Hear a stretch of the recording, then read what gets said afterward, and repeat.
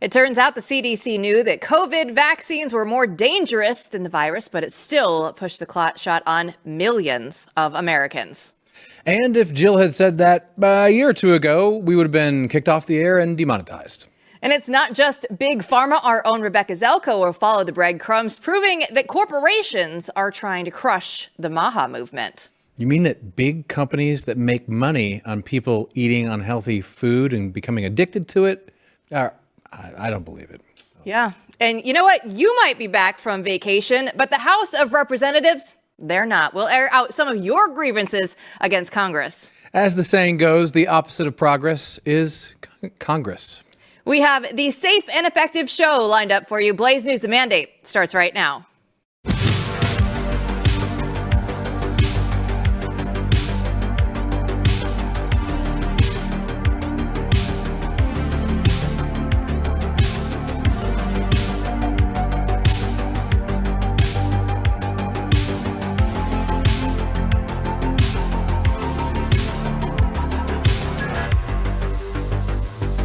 Good evening, Patriots. I'm Jill Savage, joined as always by Blaze News Editor-in-Chief, Matthew Peterson.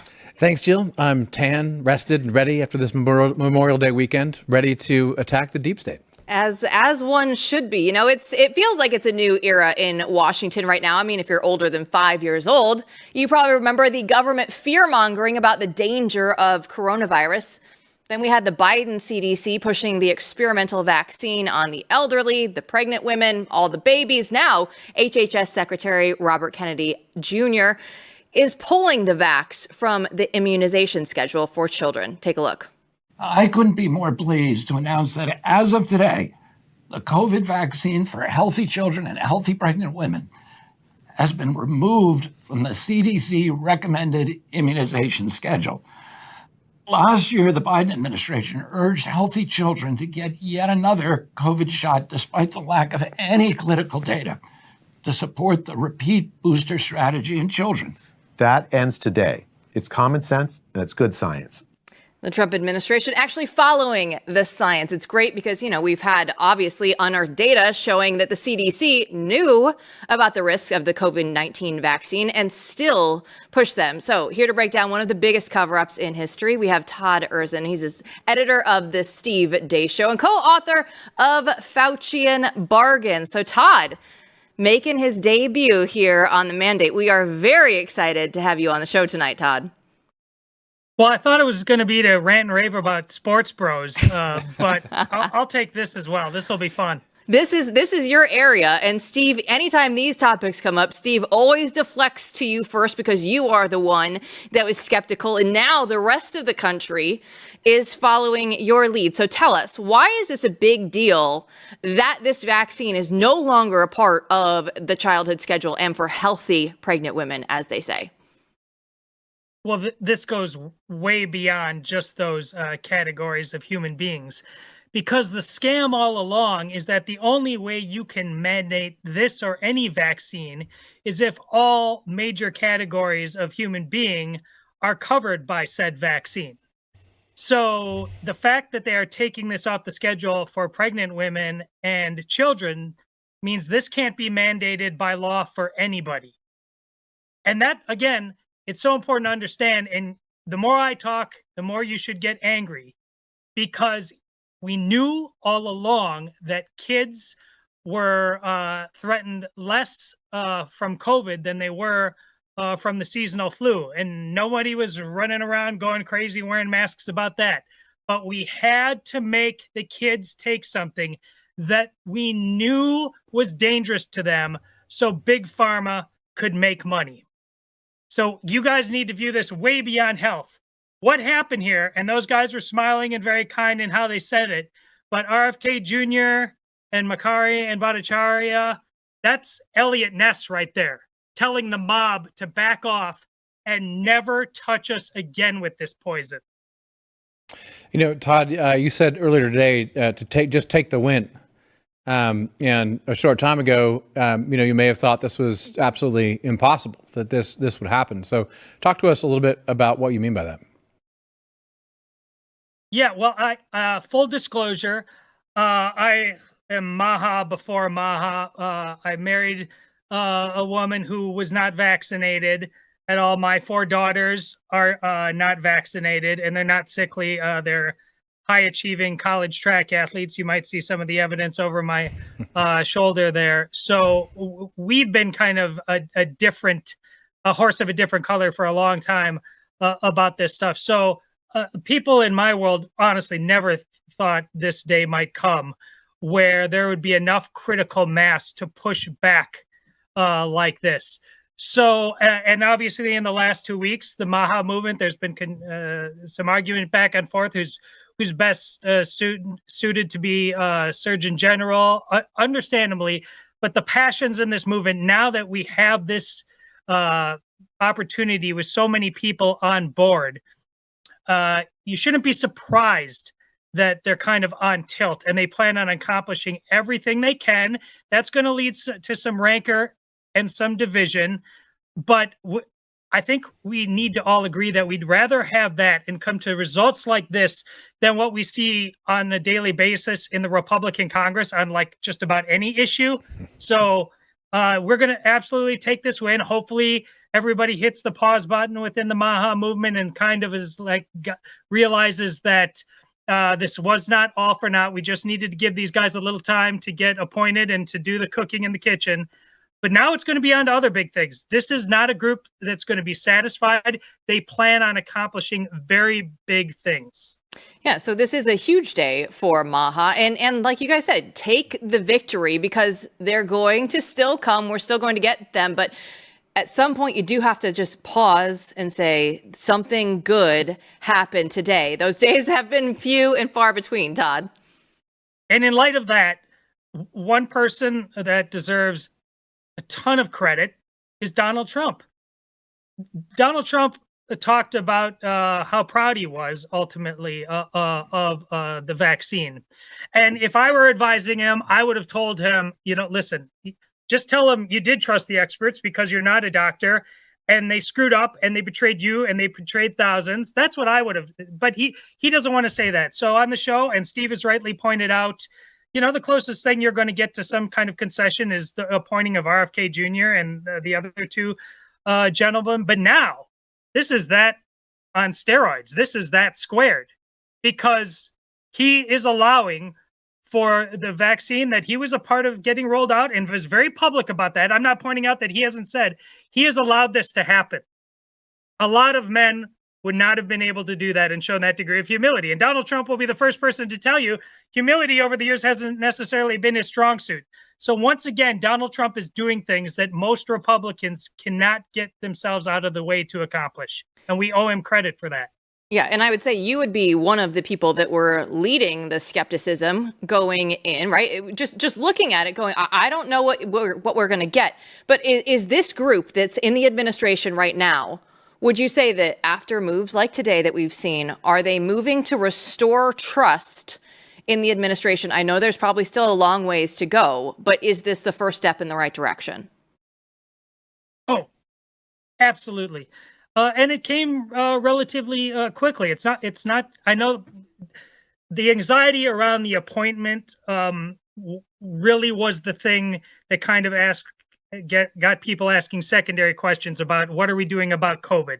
But these are reasonable people. They understand the depths of the nefariousness of Big Pharma and that no one was just going to come in. There's so much money involved. So many. Hey, I'm sure you've talked on the show at some time about the fact that the likes of Jake Tapper and Chuck Todd and et cetera, they were all literally on their shows brought to you by Pfizer. That was not just simply going to go away at the snap of a Thanos finger when Trump and company got into the White House. So had that not happened with the Surgeon General thing a couple of weeks ago, I don't think people would have been uptight about what happened here and the timetable for getting pulled off the table. But the fact that it did happen, it just meant that they needed results. You got to show me something. And they showed them about the biggest thing they could possibly be shown this early on. Big Pharma absolutely did not want this to happen. And Donald Trump ultimately, again, is the only leader who, I think this is Nixon, only Nixon could go to China stuff. Somehow, some way, he's the only guy that could make this happen. I want to get your take on where the MAHA coalition should go in general, but first, when it comes to childhood vaccines, this is a monumental moment, but it is dealing with something that kind of just happened or is fairly recent. What do you think the next steps in regards to childhood vaccines and that schedule be?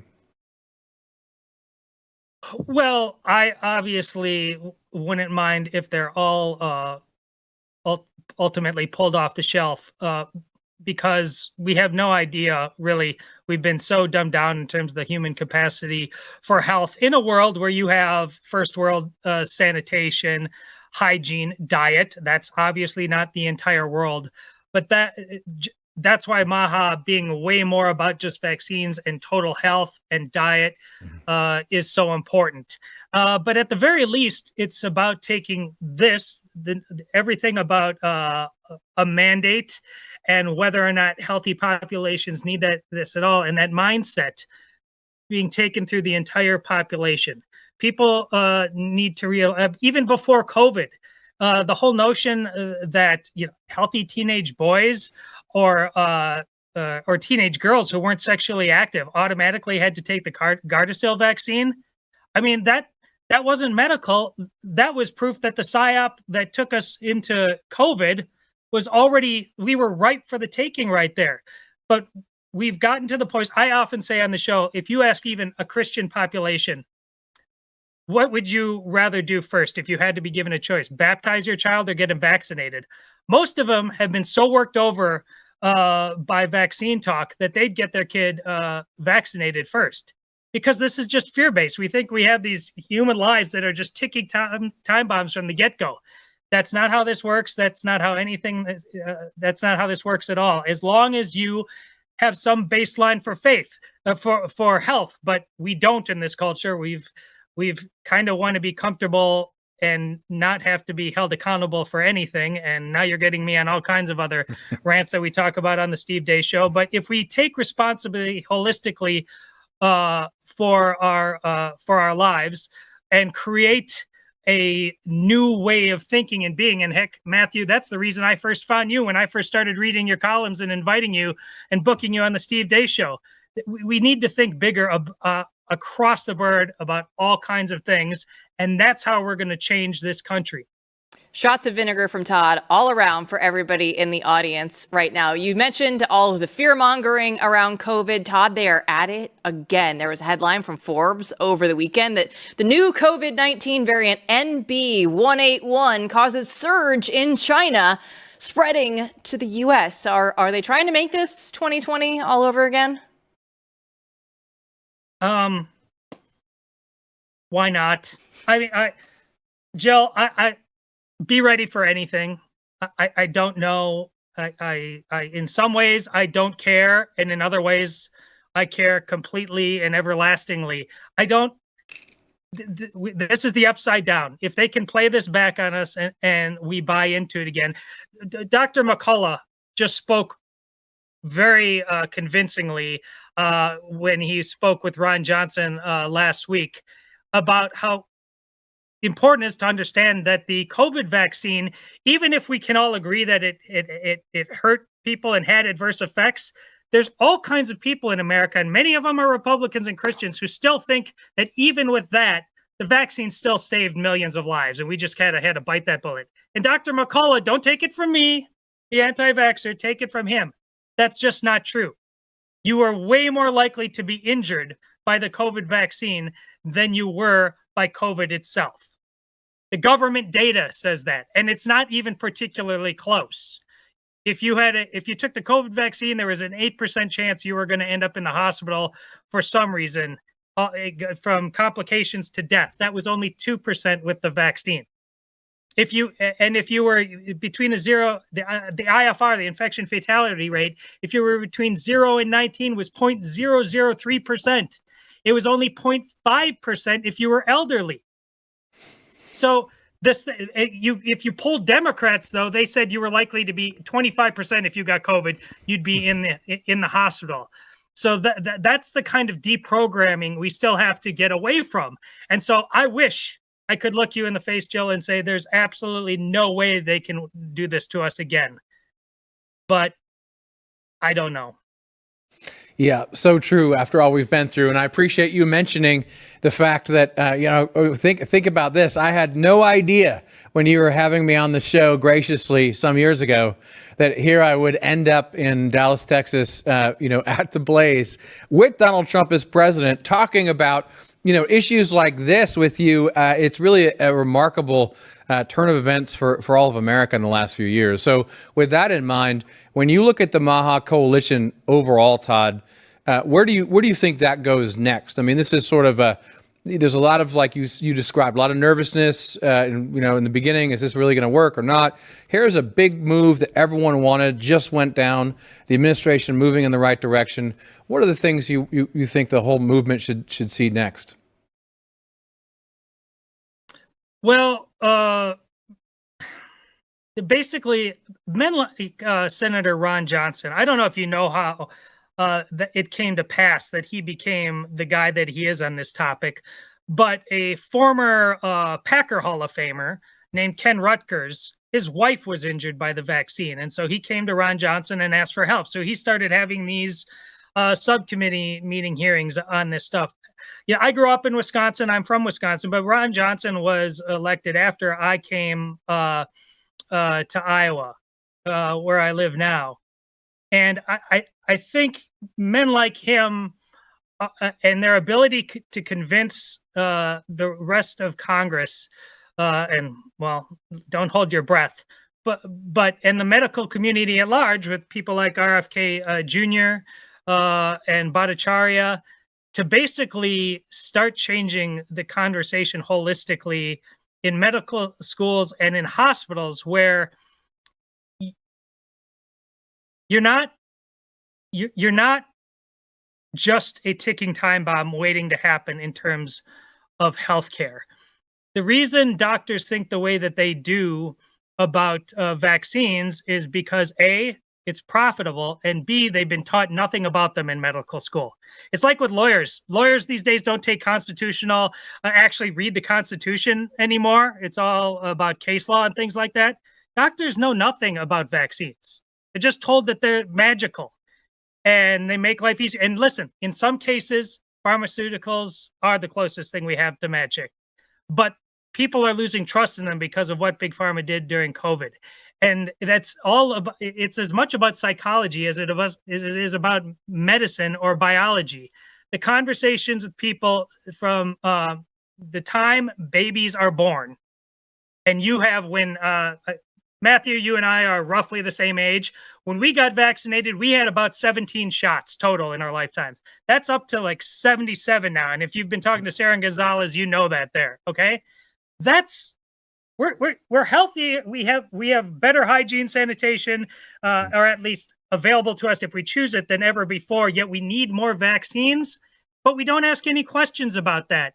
So again, Matthew, I point to the kind of conversations we had when you first came on the show and the columns you were writing that made me say, Steve, you got to talk to this guy, because we have to blow up silos is what we need to do. We have to totally convince people that they're addicted to various versions of idol worship. Trust the experts. First world nonsense that's quite frankly no different than Aztec voodoo in terms of its hold on us. I don't know if that's the easy way or the hard way. I just know that that's necessary. No, of course. I mean, I fully agree. And it's what you guys talk about so important, because what we're talking about is not just a policy issue, right? We're not talking about a series of policy issues when we talk about this stuff. We're talking about a change in the complete way in which you look at the world and how you live your life. Yes. And we're really wrestling over, what does the American way of life look like in the 21st century? And we need to rethink all the things. And you're one of the people who's been thinking outside the box for a while. Todd Erzen, those coattails are getting a little longer, my friend. Thanks so much for your time. Thank you both. All right. Well, we're going to actually continue the MAHA conversation when we come back. We're going to go out to D.C. and bring Rebeka Zeljko into the conversation right after this.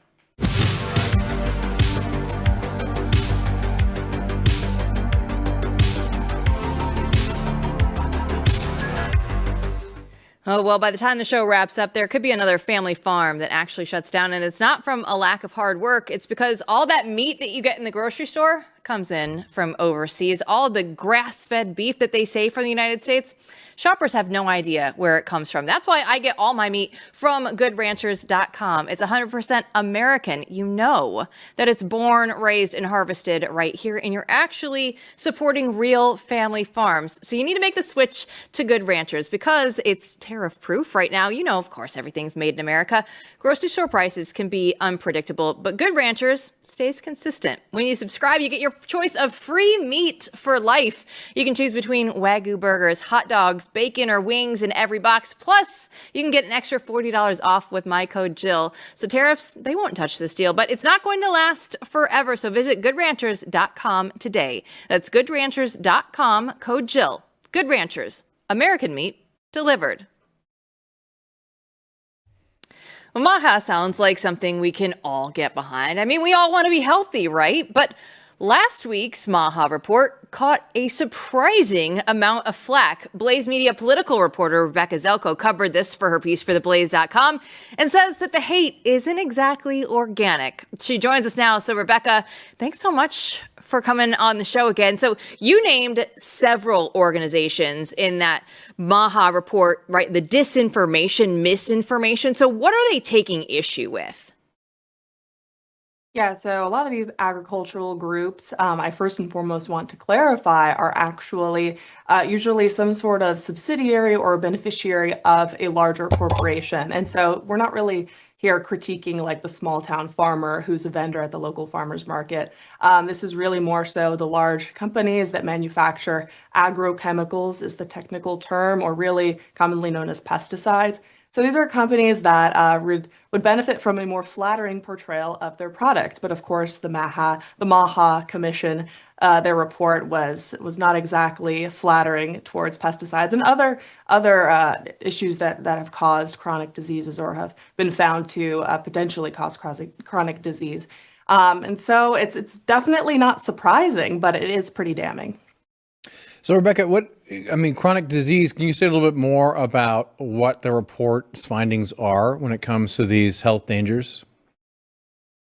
Yeah, I mean, a lot of people have been facing some sort of autoimmune disorders or just other diseases where doctors have not exactly been able to pinpoint the root cause. And what the MAHA Commission found was that the root causes might actually be a lot more simple. It might be something as simple as your diet or your lifestyle. It's not exactly a one-size-fits-all solution where a doctor can just write a prescription or oftentimes overprescribe a product. The term they used was over-medicalization in the report. And that's certainly been an issue, especially among a lot of the young people when it comes to mental health. They're being overprescribed all these different SSRIs to deal with different diseases or mental illnesses, where in reality, lifestyle changes could actually benefit or remedy a lot of these problems. And so it's more so about figuring out what the specific solution is per person. And that's often a different combination of different things, a lot of them having to do with lifestyle and diet. And so that's where pesticides come in. If the food that you're eating isn't always necessarily the best quality, or the chemicals that they're using could actually cause adverse effects, it's in your best interest to know that about the product and to consume food that otherwise does not use them. All right, so let's stay on pesticides here. And I want to go through and I want to question everything, right? Like, I don't trust anything that one side or the other side is coming out with. But when it comes to the pesticide safety, are we sure that we can even trust the industry-funded research on this pesticide safety? Yeah, again, I mean, these companies have a stake in whether or not the portrayal of the product side effects is flattering. And so that's why you see this massive disparity between the non-industry versus the industry-funded studies. The MAHA report pointed that out. I believe it was 50% of non-industry studies found that there were adverse effects when it came to consuming pesticides, whereas only 18% of industry-funded studies came to the same conclusion. So there's obviously this huge disparity, and it implies that there's this huge bias when it comes into actually funding and conducting research about a product that you are selling. That is, a classic story. We've seen so much of this over the decades, and it's good that something is actually going to be done about it. I'm interested in what consumers can do, but first, What is the administration doing? What do you think the attitude is, within the governmental agencies that are supposedly, MAHA now? I mean, it sounds like there's some antagonism here, which would be healthy. Is that right? Yeah, I mean, the antagonism that they've been experiencing from these organizations has been really fascinating to see. A lot of them have been just sort of ad hominem attacks. And I will point out a lot of the statements that we included in the piece that criticized the report were actually made public before the report even came out. They had already made up their minds that this was just a load of disinformation or misinformation, whatever they want to call it, and that they were just sowing the seeds of fear, which I appreciated that pun, but it was just, they were definitely playing to their own agenda there. And so it was really interesting to see that they have already made their minds up about a report that was not even made public. As far as the agency attitude goes, I think that there's a lot to be optimistic about. I mean, today you just saw that the COVID vaccine was taken off of the CDC recommended vaccine schedule for pregnant women and for children, I believe. And so I think that if you're seeing from the top down this research showing that there are all of these adverse side effects when it comes to pesticides or just chemical exposure, these are things that a lot of people have been concerned about in like mom Facebook groups. This is the sort of thing that you would hear about, like the crunchy granola moms talking about, and a lot of people would sort of roll their eyes at them when it came to people actually in these agencies. But now you have the actual Secretary of Health saying that, no, this is actually an issue. We should be paying attention to it. And I think it's a huge sigh of relief for a lot of people across the country. All right. So everybody, they want to go. They want to become healthy. MP takes walks all the time. He is looking fit now. We see, though, that all this stuff that they put in our foods, they're going to be taking all of the additives, all of the artificial colorings out of it. So if people at home, if they want to get healthy, what can consumers actually do to try and stay informed? Because there's a ton of information out there, right? All over the place. So how can they actually know that their food is going to be safe and what they should be eating at this point? Yeah, I mean, I hate to sound like the California hippie liberal that I made fun of when I was growing up there, but honestly, trying to buy as locally and as organically as possible, I can't believe I'm saying this, is like a great step. This is the very thing that I made fun of people for doing, but it turns out that it's one of the best ways to get the best quality food, and you're also supporting people in your community, like actual local farmers, and not just these gigantic agricultural companies that profit off of these terrible environmental chemicals and this sort of thing. And so a clock is right twice a day, they say. And so maybe the hippies were onto something, and I think it's worth listening to. Even something as simple as reading the nutrition label. I mean, I'm no expert, but if there's something that I can't pronounce on the label, I'll try to avoid it best as I can. I do still love hot Cheetos, so this is like this is an uphill battle for me. True. But you know this better than anybody, Jill. But it can start with something just as simple as that. Yeah, I was informed reliably that the macaroni salad I had last night was not actually salad or healthy. Unfortunate. What about transparency, though? It seems like one of the efforts here is to make things more transparent. The fact that we're having this discussion, that a news organization like Blaze is covering this issue, you're writing about it, it's in the news again. Is that something that we're going to see more of moving forward? Do we know anything that the administration is doing coming off of this report? Yeah, I think transparency is going to be a huge initiative, and I think we've already seen that. I know I already mentioned earlier today that they are changing the classification, or they removed the COVID vaccine from the vaccine schedule. And I think really the transparency there was just that it kind of just didn't feel like we were being gaslit anymore. It wasn't just a bunch of these doctors saying, and these so-called experts saying that, this is safe and effective, when in reality, a lot of people and now a lot of studies were saying otherwise. And so I think that this is just the first step in the right direction, the MAHA report being another example. And I think that the fact that you're seeing such an outrage coming from a lot of these big agricultural companies, the big food industry, I think is even just a further indication that we are going towards the right direction. Good. So in the overall big picture, I'm curious your thought, looking at this in Washington and also being younger. I mean, do you see this as a rising tide when it comes to identifying, the side of the organic farmer, the locally sourced? I mean, is this for real? It strikes me that this has become a right-leaning thing that the party has taken on, and certainly a lot of the base has. But is that real? Is it moving forward? Do you see this as a kind of a rising tide? Yeah, I mean, it feels weird to say, but there is kind of like this horseshoe theory going on, especially among young people who it's become like a big trend to see. This is really specific niche online culture, but there's like this big trend that usually like right-winger gym bros, they'll eat the steak on the cutting board with like the eggs and the avocado and stuff like that. And like maybe 10 years ago, this would be considered one of those hippie liberal things where you're like eating off of a wooden cutting board with no microplastics. Like the fact that people know what microplastics are anymore, or that seed oils is in the common discourse, I think is super promising, but also really funny because this was not something that traditionally the right cared about. But to your point, I think a lot of that is because it's a younger generation and younger people have taken it upon themselves to really take care of their health, and hopefully we see this trickle down over the next couple of generations. But I think it's really cool actually to see that there is some common ground there between some of the young based people and maybe some of the Birkenstock wearing farmers market goers that I went to high school with.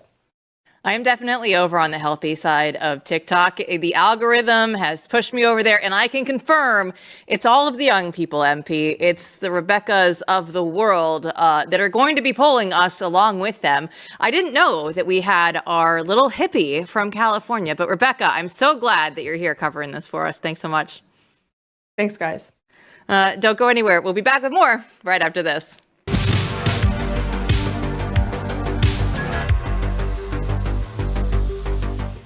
There's a great movie that's in theaters now. It's a story about grit and redemption and old-fashioned family values, and you don't want to miss it. It comes from Angel Studios. You know them from The Sound of Freedom, The King of Kings, and Homestead. Now we have The Last Rodeo. It's an action-packed story of a retired rodeo legend that straps back in for one last ride, and he risks it all to save his grandson. He's the oldest rider to ever enter the arena, and this movie is about healing broken bonds, facing the past, and proving that real courage means fighting for the people that you love. It's raw, it's heartfelt, and it might just leave you tearing up under that cowboy hat. Now, theaters, they're selling out fast, so go and get your tickets right now. It's angel.com/Jill to grab your seats for The Last Rodeo. It's in theaters now. Everybody should go see it. Get your tickets today at angel.com/Jill. That's angel.com/Jill. You know I love a good college rivalry, but the fiercest one right now might be Harvard versus Trump. The White House sent out a letter requesting that federal agencies end remaining contracts with Harvard, adding up to about $100 million. Now, President Trump blasted the Ivy League giant over what he calls rampant anti-Semitism on X. He says, I am considering taking $3 billion of grant money away from a very anti-Semitic Harvard and giving it to trade schools all across our land. What a great investment that would be for the USA, and so badly needed. A few weeks ago, President Trump's senior policy strategist, May Mailman, joined us on the show to discuss the $2.2 billion in grants that Trump froze and the implications of Harvard's refusal to comply with the administration's directive to protect Jewish students from threats and violence and anti-Semitism. We asked them to make a few changes to make their students safer, to make their students no longer be victims of violent racism, these types of things, structural changes that would be needed in order to preserve students' rights on campus. And Harvard lost its mind and decided that they wanted to pick a fight. And so that was when the funds were frozen. And yet Harvard has decided that they actively refuse to comply, even though their own anti-Semitism report that they put out when they interviewed Jewish students on campus said that students would try to not look, quote, outwardly Jewish on campus in order to feel safe. And that Jewish students felt like they had to say when they were introducing themselves, oh, but I don't support Israel, so that they would become what they called in this report a good Jewish person. Harvard has decided that they don't want to make basic changes to comply with the law. And so our grant conditions, these are discretionary grants. Harvard is not owed these by the law, and they're in clear violation of their grant conditions. They also have $53 billion of endowment. So we canceled them. You love to hear it, MP. You love to hear it. So how do we get here with Harvard, and what's going on right now? Well, I mean, this is one of the most welcome things I've ever seen from the administration. Like so many other things, Harvard has deserved this for a long time. And look, just to break down what she's talking about and what's going on at all these universities is they refuse to comply with the Civil Rights Act. I mean, they want to discriminate based on race. They refuse to not discriminate. That's what's really going on. And that's why it's so hard for right now for like upper middle class white kids with good grades to get into these schools. There's so many foreign students. And then there's the diversity requirements. So they're not following the law. They are discriminating against people. They refuse to do anything other than discriminate according to their weird racial hierarchy that's in their head. So this has to happen. It's a national security crisis, actually, Jill. And that's what it is. And the reason why is this. Harvard, from the beginning, and all the Ivy League universities served as our official, elite building institutions. So if you get a degree from there, you can go to the top anywhere. You've got a lot going for you. And every society needs places where you send the best and brightest, and they're going to get a great education, and they're taught that they need to serve their country in some way. And that is what these universities did. Keep in mind, Harvard is older than America. Harvard has been here for over 400 years. Harvard was started, and many of these schools were started before America came into existence. In fact, the American Revolution happens. The America becomes America because these universities created those early leaders. So this is an example of how far Harvard has fallen.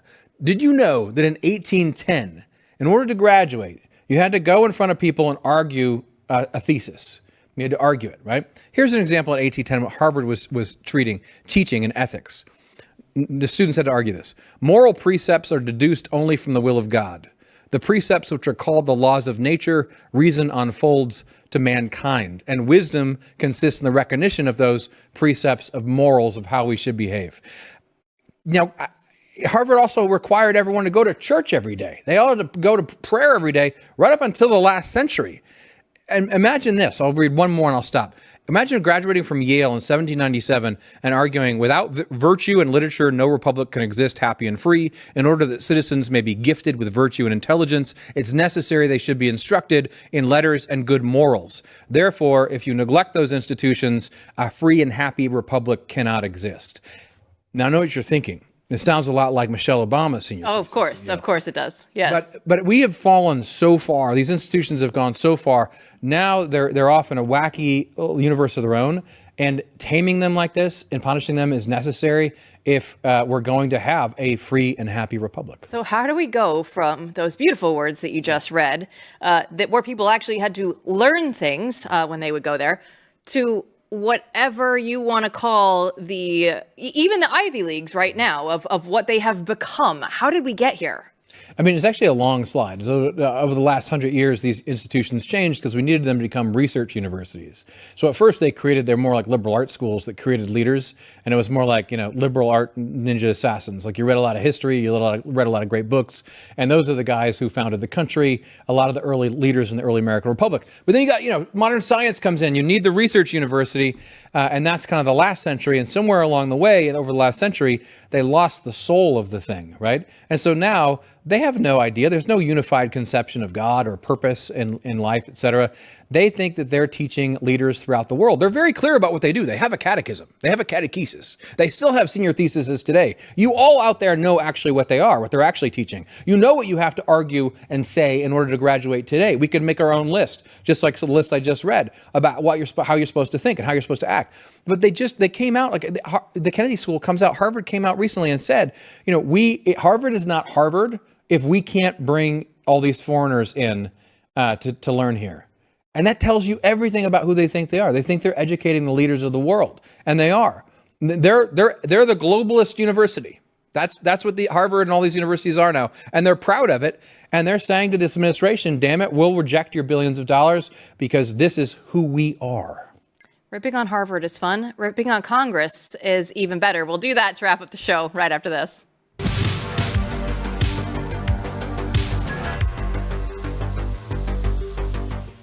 You know that when we're defunding Harvard, we're winning. The momentum, it's shifting, but we still have a long ways to go. And that's why Blaze TV exists, because you know that if you're going to be watching the legacy media tonight, they're going to be telling you about defunding Harvard. But you know what they're going to be saying? How terrible it is, how much they need to go through and actually put all the dollars back into the Ivy League school, even though it has $53 billion endowment. So you're not just watching Blaze TV. When you subscribe, you're actually standing with a movement. Right now, it's just $8 a month when you use the code BNT at checkout. So go to blazetv.com/BNT. Use that promo code BNT for $20 off an annual plan. So let's keep winning together. Blaze TV, unfiltered, unafraid, on demand.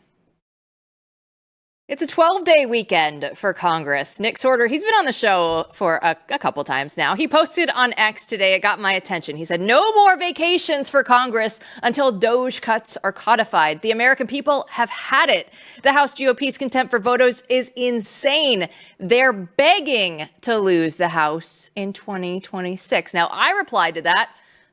They actually are begging to lose the House. They want to be the pretend opposition, not the party in charge making real changes. So your replies to this came in hot today. Let's go ahead and start with Fred, who takes us to the House GOP's refusal to act is a slap in the face to voters who demand change.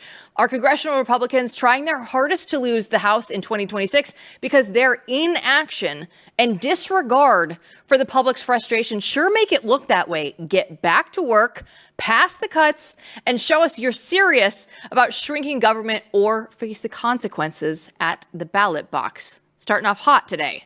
Yeah, well, I love that both Jill and Fred are both. So what gets your attention is, oh yeah, they haven't worked in 12 days. If you're looking at the actual work schedule here, that's a scary thing when you start looking into that and how these things work.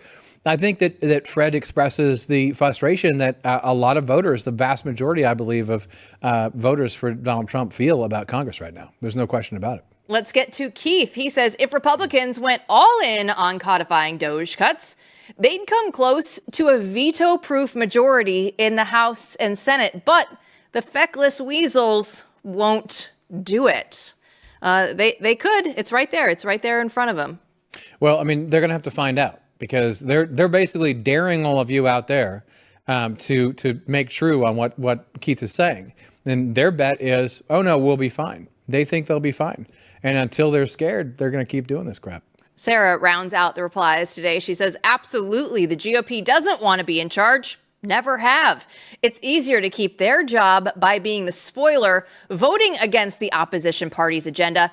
They are exposed when they don't get anything done when they have power. It's the hardest to keep their job, being the person that tries to hold their own party to their promises. We see this time and time again. Ooh, I'm sorry, you want us to repeal Obamacare? We're going to do a ton of those votes when we don't have the power. But now, like when they did back in the day, they're like, oh, just kidding. All those meaningless votes, those are the ones that we need you to keep in your mind. We don't want you to actually pay attention when we can make the changes. No, that's right. And you bring back the Paul Ryan Congress. I mean, that was very instructive to me and everyone else. No point. It would have been how many years of these guys talking about, oh, the worst thing ever is Obamacare. We're fighting against the people, and then they do nothing. But look, we all know this. Congress is a dumpster fire.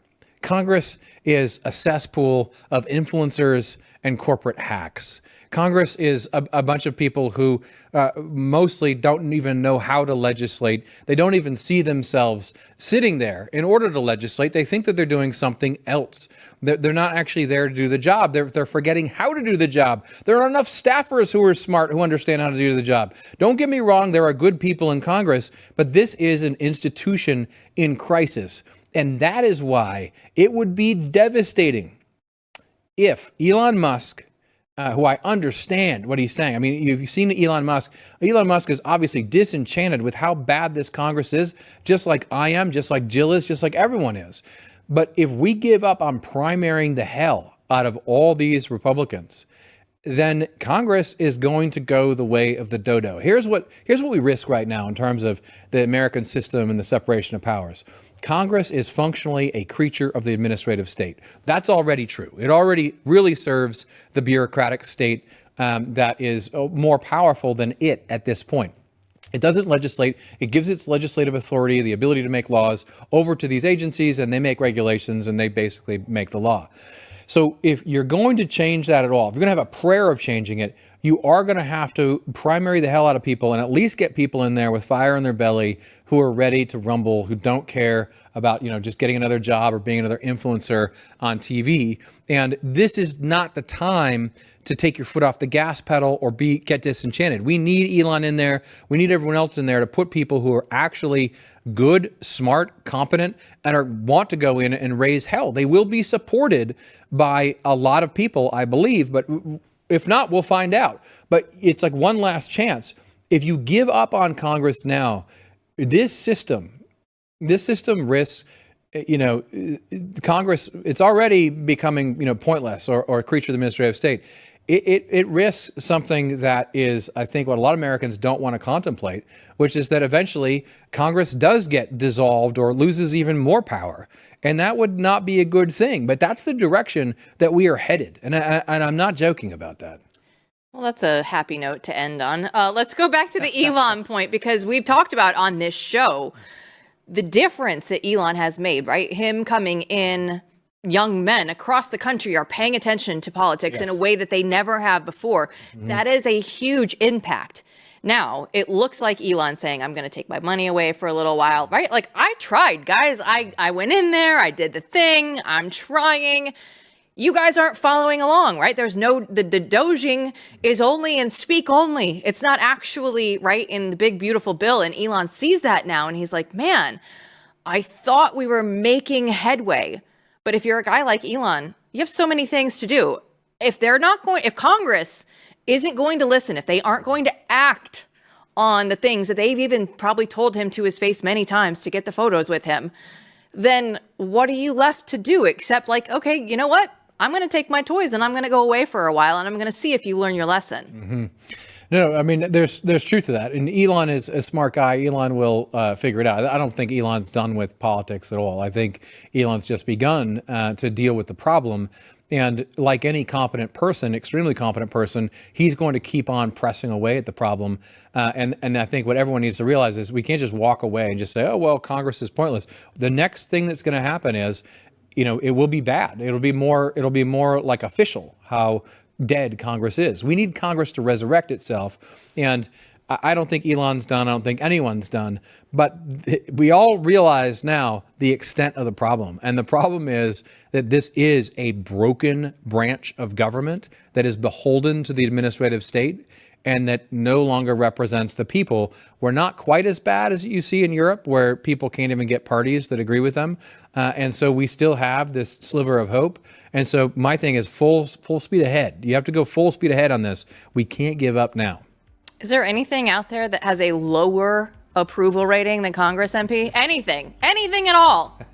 No, Congress is always, and now particularly, way down there because people realize how terrible it is. But the problem is if you ask them about their particular congressman, they'll say, I kind of like him. I like him. Let's vote him in one more time. That's not the way. Thanks for watching, everybody.